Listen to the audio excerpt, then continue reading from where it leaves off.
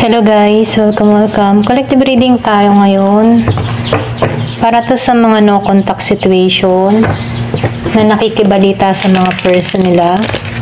Be open-minded po, hindi po halos lahat makaresonate. Thank you nga po pala sa mga nagsusubscribe, sa mga bumabalik. Maraming pong salamat. Start na tayo. Give me the message. Anong energy ng person mo?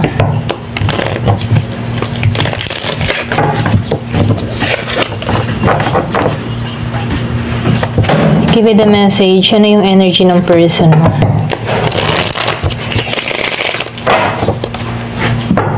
Give it the message. Ano energy ng person mo?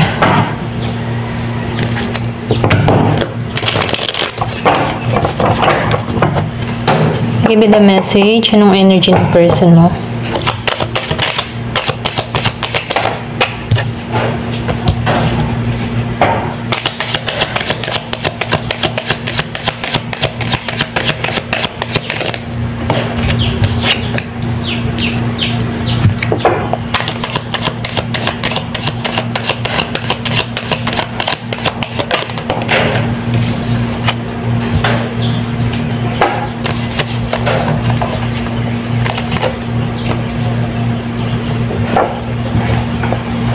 Meron ako nakikita ditong Virgo, Capricorn, Taurus.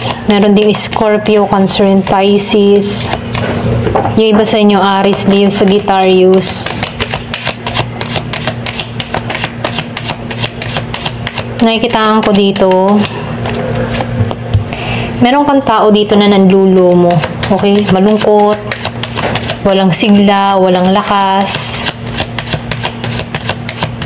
Kasi dito, ang nais niya dito ay makipagkasundo, makipag-ayos. Pero, yung iba sa inyo, ayaw na talaga. Nakikitaan din ng tao nito na wala ng pag-asa sa connection na to. Hindi mo siya mapagbibigyan dito. Ganun yung energy mo. Ayan. Ganun ang energy mo sa tao mo. Okay? At nakikitaan ko dito, ang energy ng tao mo, nakikitaan ko dito na ramdam niya dito na ayaw mo na talaga, wala nang renewal, tapos na talaga, at ramdam to ng tao mo.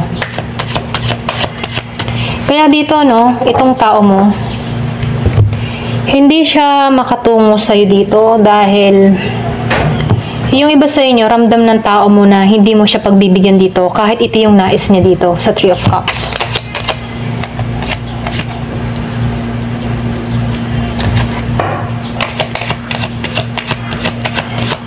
Nakikitaan ko dito, yung iba sa inyo, nabuo ka ng muli eh. Kumbaga, nabuo mo ng muli yung sarili mo. Nakikitaan ko dito na, yung iba sa inyo, tanggap mo na eh. Tanggap mo na wala tong tao mo. Naka-recover ka na. Marami sa inyo naka-recover na. Ito lang nakikita ko. Kasi itong tao mo dito, wala siyang may pagmalaki sa'yo. Ito na yung nakikita ko, no? Pwedeng merong pinagdadaanan sa buhay. Kaya, wala siyang may pagmalaki sa'yo. Wala siyang maibigay o mai-offer sa'yo.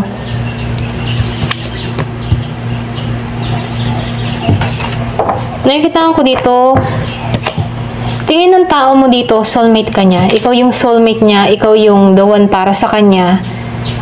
So, nakikita ko dito, ikaw yung nagbigay sa tao na to ng yung kakontentuhan. Kaya lang, dahil merong mga tukso sa paligid, meron ditong tao or meron kang tao dito na nakagat ng tukso, okay?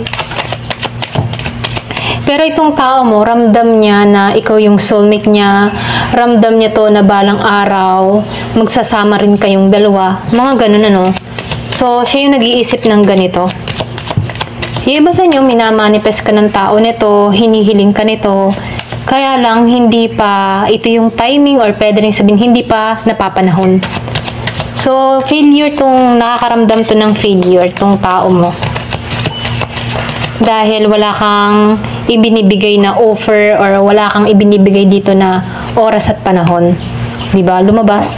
So, nakikita ko dito, yung iba sa inyo, Hindi mo to binibigyan ng pansin, nawalan ka na talaga ng amor, nawalan ka na ng gana. Nakikitaan ko dito, yung iba sa inyo, hindi mo na to mahal. Pero ganun pa man, ito yung nasa isip mo, hindi mo na to mahal.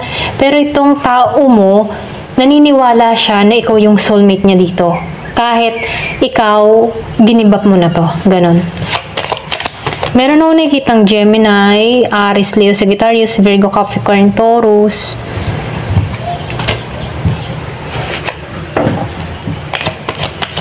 Kung madalas na makita yung 222, 1111, 444, nagbabalak tong kitain ka dito kasi ramdam ng tao mo na ikaw yung soulmate niya rito. Ikaw yung para sa kanya. Pwede rin sabihin kaya niya nasasabi ito. Pwedeng meron kang mga sinabi dito na kung saan itong tao mo, ramdam niya na ikaw ang para sa kanya. So, nakikita ko dito, yung iba sa inyo, meron kang tao dito na nakatuon pa rin sa'yo, kahit may mga away, gulo na nangyari sa inyo dito, ramdam ng tao mo na matatapos din to. Magiging okay din ang lahat sa bandang huli. Kasi dito, ikaw yung pinaka gusto ng tao mo dito. Ito rin nakikita ko. Nagbabalak tong makipagkita sa'yo, or pwede rin sabihin, pinag-prepare ka dito, or pinag-prepare tong tao na to. Kumbaga may preparation na ginagawa tong tao na to para kitain ka dito. Kaya lang dito, merong naging away sa inyo or conflict na hindi pa rin natatapos. Yung iba sa inyo merong gulo, away, hindi pagkakasunduan, na nabitin or hindi natapos. Okay? So, nakikita ko dito, unfinished business sa'yo. Kumbaga, hindi pa siya tapos sa'yo. Meron pa dapat ayusin. So, nakikitaan ko dito, itong tao mo, nagbabalak tong kitain ka para makipag-ayos dito. Pero ganun pa man, nakikitaan ko dito, handa ka handa kang makipag-away o handa ka sa ibabato ng tao mo. Nakikitaan ko dito yung tapang mo, handa ka.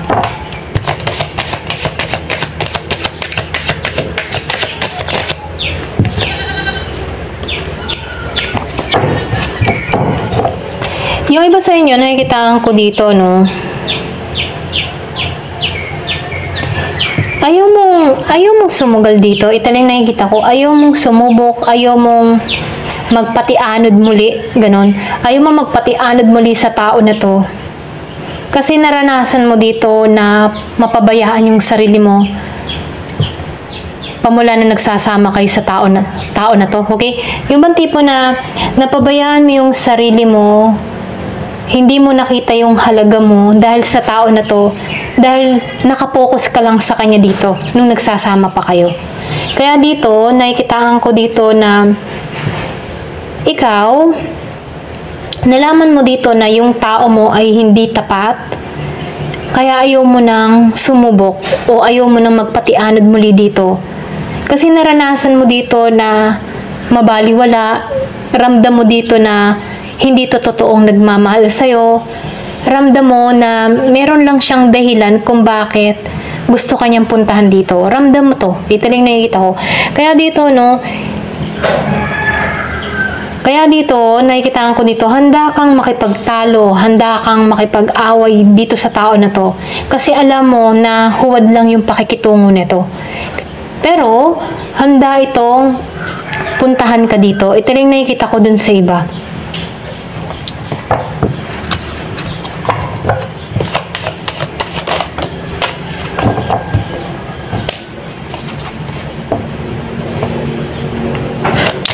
Yung iba sa inyo, nakikitaan ko dito, sa habang panahon na wala kayong kontak ng tao na to, nakikitaan ko dito, wala ka ng, iba tipong wala ka ng oras para sa tao na to, wala ka ng pagmamahal dito.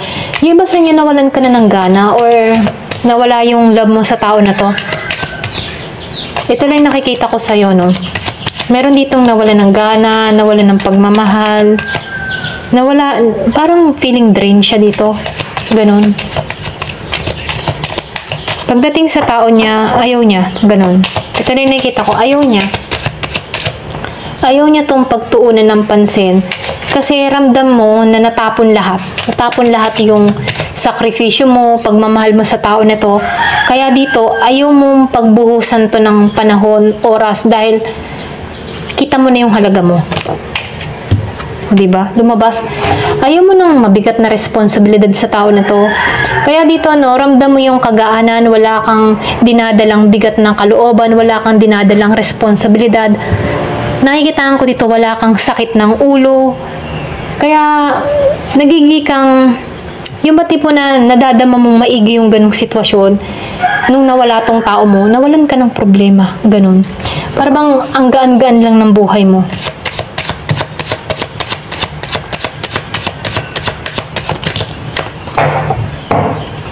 Yung sinabi ko nga kanina, ang gaan-gaan ng buhay mo, ganun yung pakaramdam mo. Tapos, nagigiding maganda yung daloy ng kapirahan mo, nakakapag-focus ka sa trabaho mo, nabibili mo yung gusto mo. So, nakikitaan ko dito, pamula nung nawala ka sa tao na to, dahil hindi rin to nagbigay ng patas sa'yo, dun ka gumaan yung pakaramdam mo. So, nakikitaan ko dito, mas naging magaan yung sitwasyon mo nung nawala ka sa tao na to. Ito rin nafe-feel ko. So, nafe-feel ko rin dito na ikaw, mas marami kang blessing na nare-receive. Inuulan ka ng blessing. Yung iba sa inyo ha, nakikitaan ko dito, meron kang perang dumarating, buwan-buwan. Yung iba sa inyo, nagiging maganda yung takbo ng trabaho, nakakapag-focus ka sa trabaho, nakakapag-focus ka, lalo-lalo ka nang umuunlad dito. Ito rin nakikita ko sa'yo, pamula nung inalisan mo tong tao na to, naging magaan yung sitwasyon mo. Ayan. So, tingnan natin dito. So, nakikita ko dito, mas naging maaluwan ka.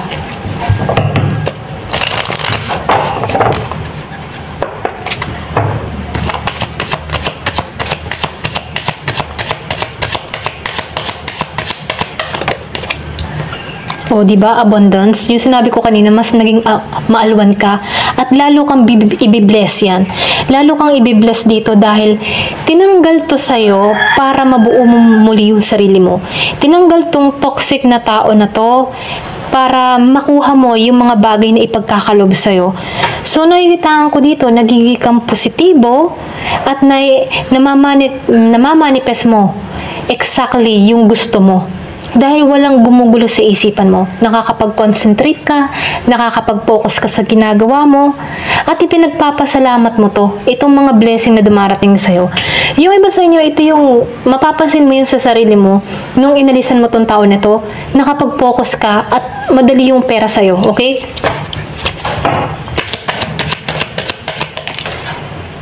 So, yung separation na nangyari, ito yung nagpalago sa'yo, okay? Ito rin nakikita ko, yung separation na nangyari sa'yo, dun ka lumago. Kaya lang, habang lumalago ka, at nabubuo mo muli yung sarili mo, meron ditong nagkakaroon ng miss sa'yo. Itong tao mo, namimiss ka. So, nakikita ko din dito, nakikita ko dito, no, na meron pa rin kayong soul type connection ng tao na to, na kung saan, itong tao na to, namimiss ka pa rin ito. Okay? Hindi to sigurado sa future. Ito lang nafe-feel ko. Hindi siya sigurado sa future. Lalo-lalo na nung nawala ka sa buhay ng tao na to. So, nakikita ko dito, mas positive ka sa tao na to.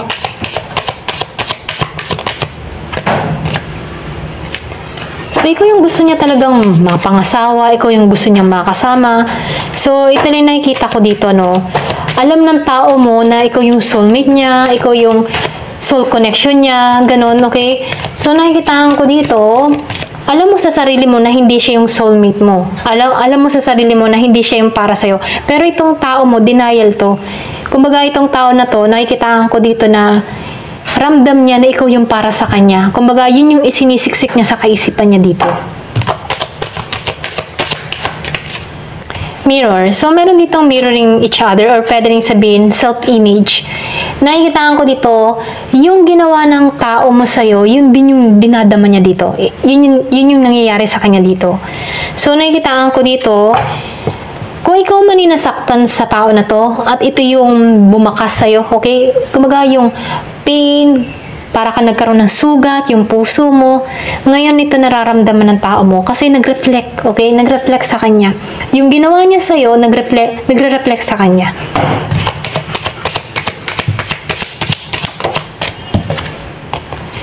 So, heartbroken to. Ito lang nakikita ko, heartbroken siya ngayon. Dahil sa separation na nangyari sa inyo, dun siya nasasaktan, dun lumalalim yung sugat ng kanyang nararamdaman, feeling lost, may pagluha, hindi niya alam kung saan siya tutungo, hindi niya alam kung paano pa ang pagbabago. Pero ikaw, nagiging kang masagana dito.